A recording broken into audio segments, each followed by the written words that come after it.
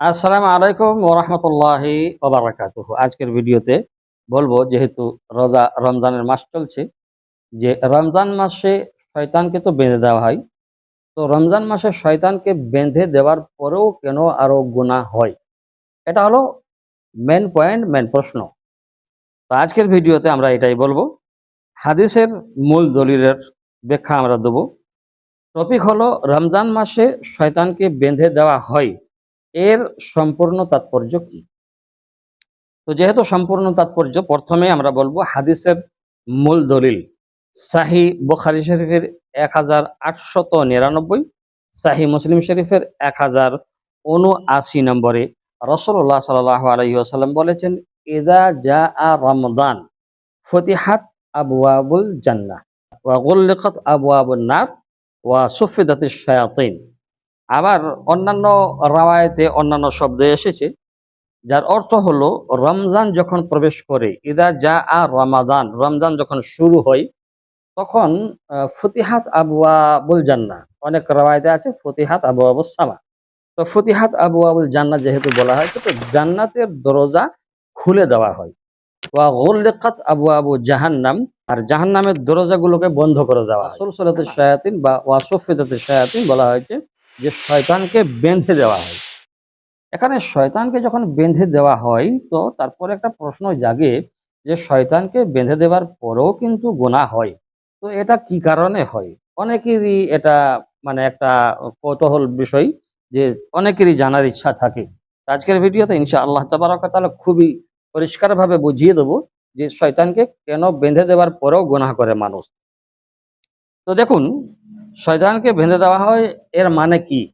এর মানে আপনাকে জানতে হবে। ওলামা ইকরামরা কি বলেছেন? ওলামা ইকরামদের ব্যাখ্যা অনুযায়ী কয়েকটা মত রয়েছে। তার প্রথম মত হলো যে আক্ষরিক অর্থ এটা। শয়তানকে যে বেঁধে দেওয়া হয়, এটা আক্ষরিক অর্থ।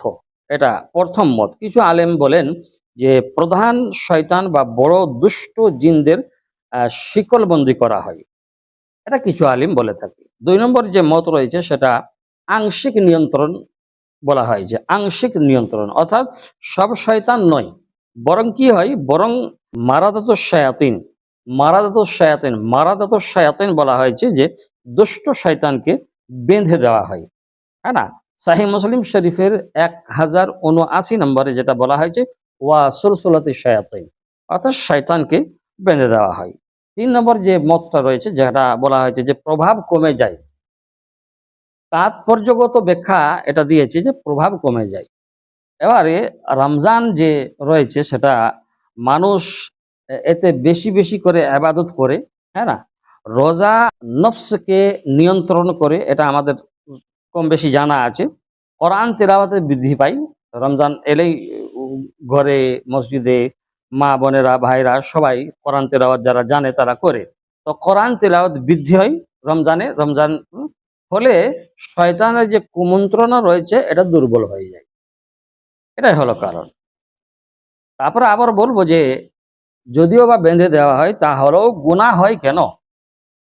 এর ৩টা কারণ বলা হয়েছে। এর উত্তরে বলা হয়েছে যে নফস, আমাদের যে হৃদপিণ্ড রয়েছে, আমাদের যে ভিতর রয়েছে, অন্তর রয়েছে, এটা অন্তরের যে খারাপি রয়েছে তার প্রবৃত্তি এটা।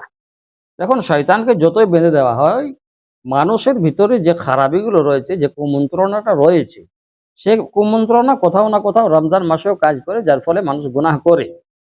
তো ১ নম্বরে অন্তরের খারাপ প্রবৃত্তির কারণে মানুষ গুনাহ করে। ২ নম্বরে যে মানুষের অভ্যাসগত যে গুনাহ, প্রতিনিয়ত যে মানুষ গুনাহ করে যাচ্ছে, তো রমজান মাসে রোজা রাখার পরেও মানুষ দেখবেন ওই গুনাহগুলোই করে। তো মানুষের যেটা একটা অভ্যাসগত ব্যাপার গুনাহ করা, যার কারণে মানুষ রোজার পরেও রমজান মাসেও কি করে, সে আপনার জেগে রমজান মাসেও সে গুনাহ করে। ৩ নম্বর যে ব্যাপারটা ওলামায়ে কেরামরা বলেছেন যে সব শয়তান সম্পূর্ণ মুক্ত নয়, কিন্তু নফস সক্রিয় থাকে। হ্যাঁ না? এটা আমাদের সকলে জানা আছে। সূরা ইউসুফে বলা হয়েছে, ইন্নান নাফসা ইন্নান নাফসা লাআম্মারাতুম বিসসু।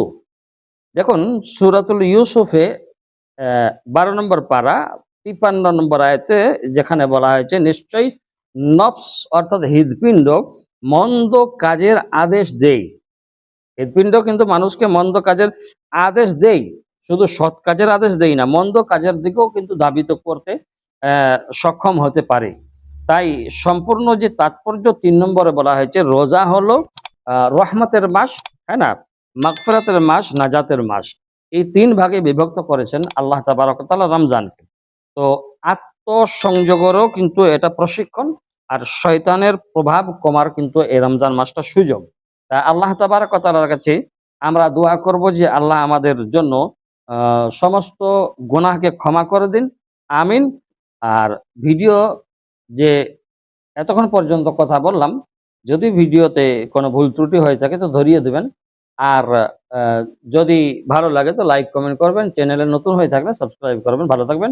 নিত্য নতুন ভিডিও পাওয়ার জন্য অপেক্ষায় থাকুন। ইনশাআল্লাহ তাবারাক ওয়া তাআলা প্রতিনিয়ত আপ্রাণ চেষ্টা করব আপনাদের কাছে ভিডিওগুলো পৌঁছে দেবার।